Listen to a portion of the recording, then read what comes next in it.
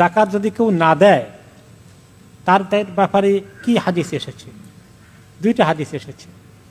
একটা এসেছে যে আল্লাহ তাআলা এই জাকাতকে যারা দেয় নেই তাদের টাকা পয়সা সোনা গয়না এগুলোকে পুঞ্জীভূত করে রাখছে, খরচ করে নেই, আল্লাহ রাস্তায় দান করে নেই, জাকাত দেয় নাই, এগুলোকে কিয়ামতের দিন আল্লাহ তাআলা কি বানাবেন? স্বর্ণের পাত বানাবেন, সোনার উপর পাত বানাবেন। পাতগুলোকে আগুনে, জাহান্নামের আগুনে সেকে তাদের কপালে,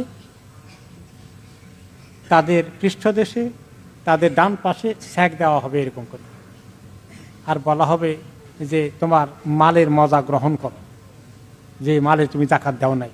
এই একটা শাস্তির কথা এসেছে। আরেকটা শাস্তির কথা এসেছে যে সুজাউন আকরা, তাদের এই মালকে অসম্ভব বিষধর এক সাপ বানানো হবে, যে সাপটা তার পা থেকে, পায়ের পাতা থেকে পেঁচাতে পেঁচাতে উপর দিকে উঠবে, গোটা গড়িকে এভাবে পেঁচাবে, পেঁচিয়ে পেঁচিয়ে তারপরে তার মাথাটা এরকম করে তার চেহারা কাছে এনে ধরবে, আর এখানে আর এখানে এই দুই চিকের মধ্যে বাইট করবে, খালি কামড় দিবে, ঠোকর দিবে, বিষধর ঠোকর, এক এক ঠোকরের বিষে তার জান শেষ হয়ে যাওয়ার অবস্থা। জানটা শেষ হবে না, কারণ মরবে না। ঠোকর দিবার বলবে কেমন লাগে, আনা মালুকা আনা কানজুকা, আমি তোমার ওই মাল, ওই সম্পদ যেটা গচ্ছিত করে রেখেছিলে, কমে যাবে ভয়ে জাকাত দাও নাই, এখন ওই মালের স্বাদ গ্রহণ করো।